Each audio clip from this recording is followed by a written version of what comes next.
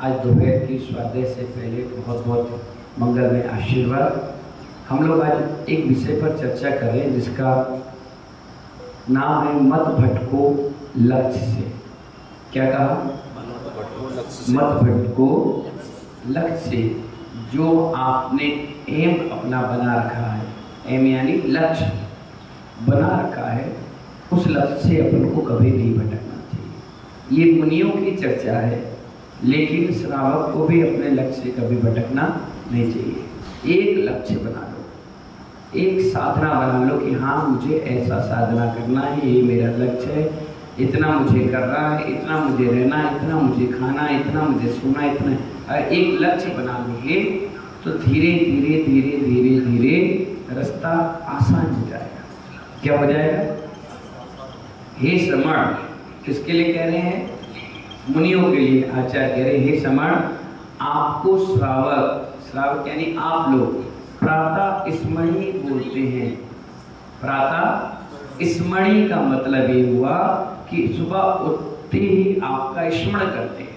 क्या करती हैं? सुबह प्रातः काल प्रातः स्मरणी। हर श्रावक इन निर्गत साधुओं और भगवंतों को कहता है। श्रावक श्रमणों को प्रातः बेला में श्रद्धा पूर्वक स्मरण करता है। एक श्रावक अपने दांत घिसते हुए भी साधुओं का स्मरण करता है।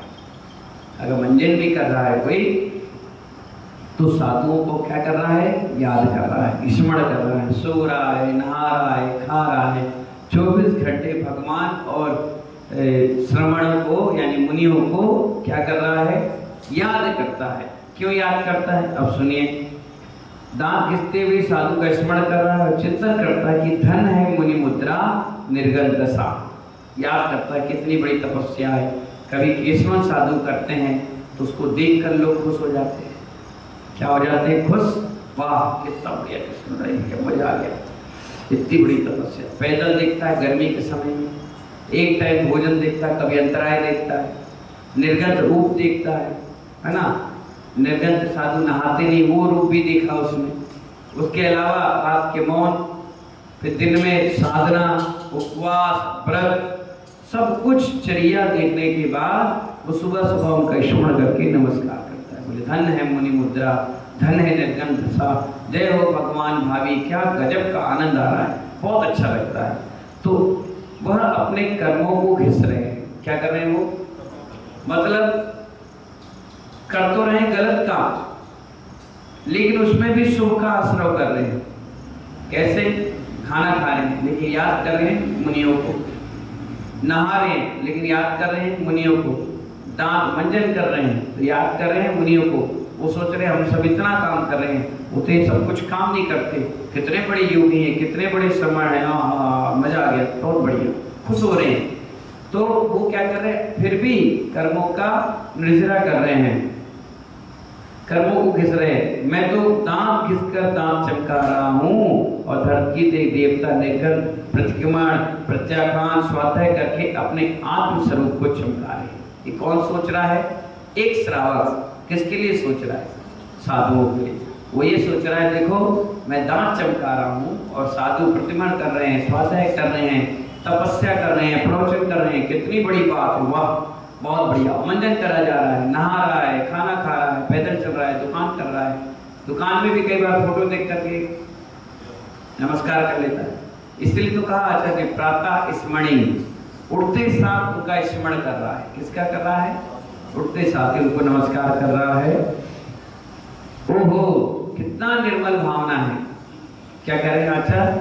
ओहो कितनी निर्मल भावना है श्रावक की। परंतु यदि कोई श्रमण निर्गांत भेष धारण करके प्रातः से ही जगत के प्रपंचों में लिप्त हो, फिर उन्हें प्रातः स्मरणी कहने से क्या मतलब? जिसके लिए आप प्रातः स्मरणी कह रहे हैं और इतनी श्रद्धा पूर्वक आप उन्हें नमन कर रहे हैं, नमस्कार कर रहे हैं, और वही सुबह उठते ही सामान प्रपंचों में लग जाए, जिसका कोई सेंस नहीं है, हाथ नहीं, पैर नहीं, कोई विषय ही नहीं है, साधु को बोलने का काम ही नहीं है, उस प्रपंचों में लग जाए, आरंभ सारंभ की क्रियाओं का उपदेश देने लग जाए, फिर आप बोलोगे ऐसे साधुओं को प्रातः स्मरणी बोलने से क्या मतलब?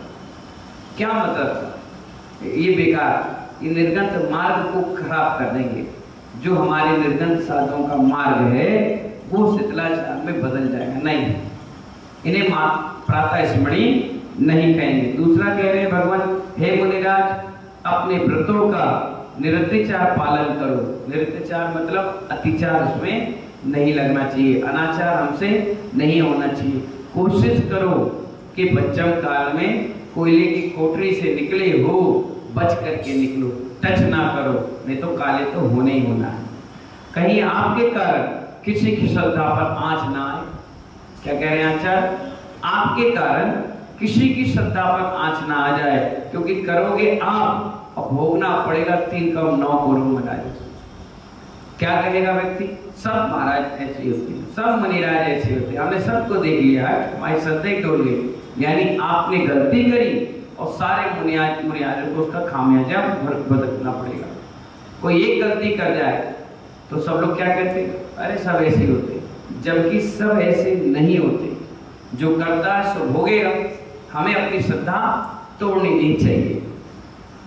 तो आचार्य कहते हैं कहीं आपके कारण किसी की श्रद्धा पर आंच ना आए। हे साधक, क्या कह रहे हैं? किसको कह रहे हैं? हम लोग से कह रहे हैं, हे साधक, आप लौकिक पदों की आकांक्षा नहीं करना। क्या नहीं करना? लौकिक पद होते हैं बहुत सारे, अध्यक्ष पद, महामंत्री पद, दुनिया भर के पद, ये लौकिक पद है। जिन आगम में 5 पद पहले ही हैं। कितने पद हैं? 5 पद हैं। पहला अरहंत, पहला कौन सा? अरहंत पद। दूसरा सिद्ध पद। तीसरा, चौथा उपाध्याय, 5वां साधु पद। ये 5 जो पद हैं ये पंचम काल में श्रेष्ठ कोई पद है, सर्वोत्कृष्ट पद है, तो आचार्य उपाध्याय साधु पद है। कौन सा पद है? आचार्य उपाध्याय साधु। पंचम काल में कोई श्रेष्ठ पद है तो वह आचार्य उपाध्याय साधु है। पंचम काल में कोई पद है, पंचाचार से विभूतित आचार्य से बड़ा पूज पद क्या हो सकता है? जो पंचाचार होते हैं, सत्य महाव्रत, अचौर महाव्रत, अपरिग्रह महाव्रत, ब्रह्मचर्य महाव्रत, ये है ना, अहिंसा महाव्रत, ये महाव्रत है।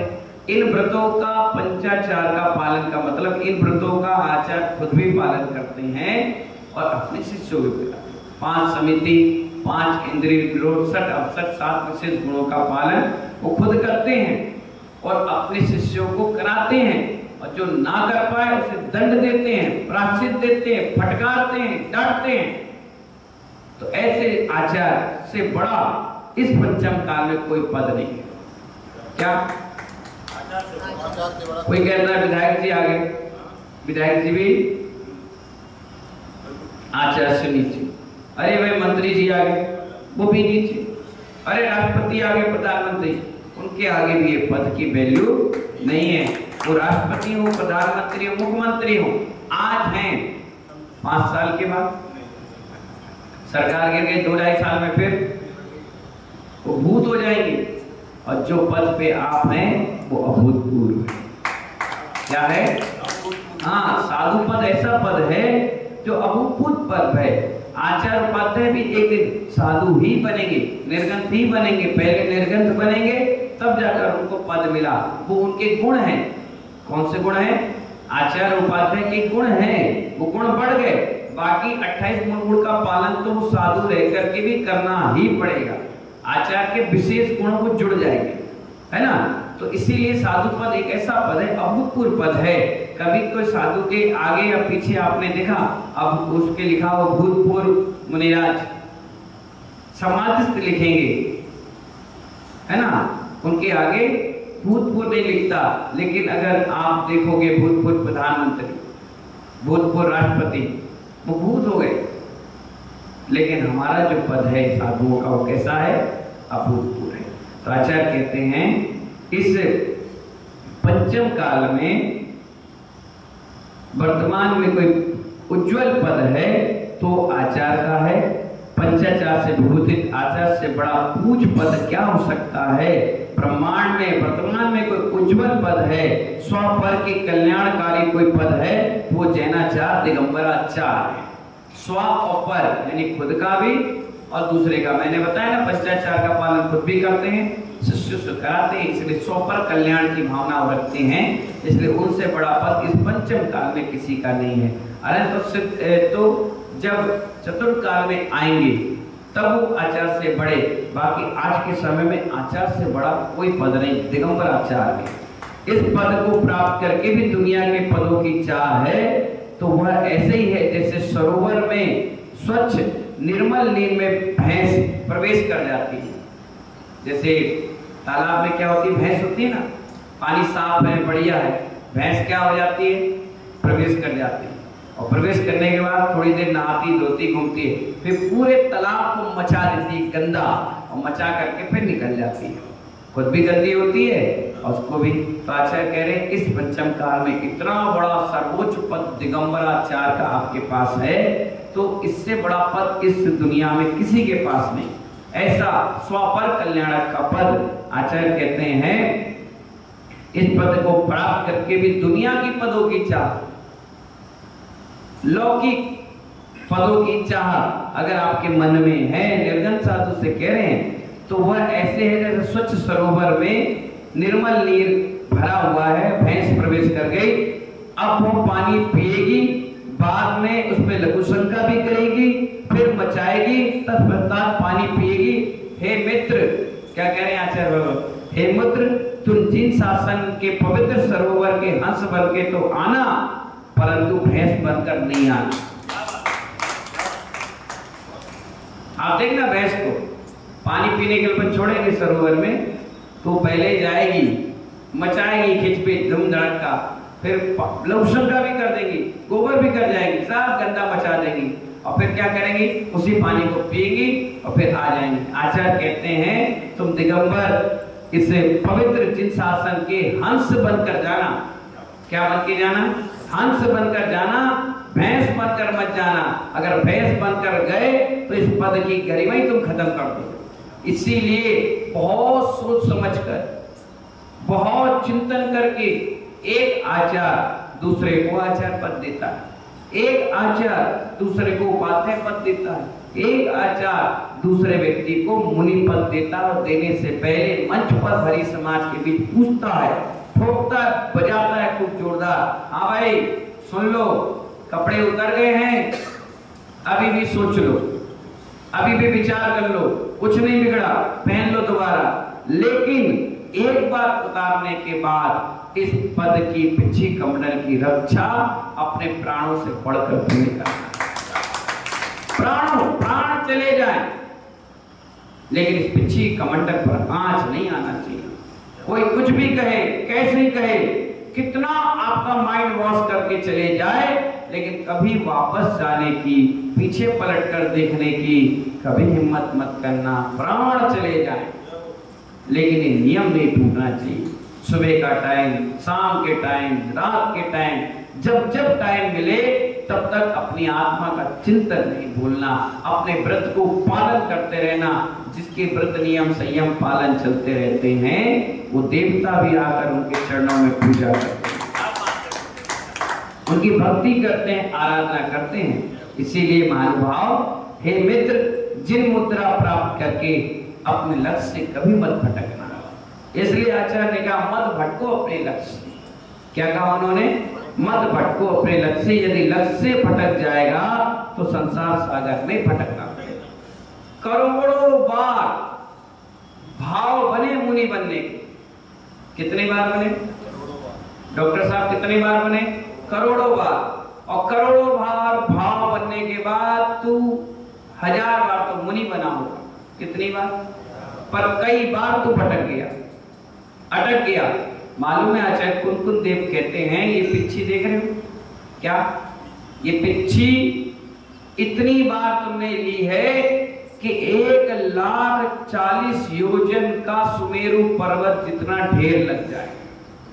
इतनी बार माता पिता बनाए हैं कि सुमेरु पर्वत के बराबर उनका ढेर लग जाए, फिर भी तू माता पिता के पीछे लगा है, फिर भी तू पीछी कमंडल के पीछे लगा है। नहीं, पीछी कमंडल के पीछे मतलब अपने आप स्वरूप को प्राप्त करने के लिए लक्ष्य रख। इसलिए आचार्य को कहना पड़ा कि इतना बड़ा पद है कि इस पद की कभी भी गरिमा खत्म नहीं होना चाहिए। इसलिए एक पंक्ति अक्सर कहते हैं आचार्य श्री कि मुनि का पद दूर है। महाराज, मुनि का पद दूर है जैसे पेड़ खजूर। मुनि का, जोर से बोलो, हाथ जोड़कर बोलो, मुनि का पद दूर है जैसे पेड़ खजूर। जैसे पेड़ खजूर चढ़ जाओ तो फल मिले मीठे, तो फल मिले मीठे, और गिरे तो चकनाचूर। हड्डी तो नहीं बचती, पैर तो चकनाचूर हो जाओगे। इसीलिए कहा गया अपना गुरुस्थान 6वां 7वां है।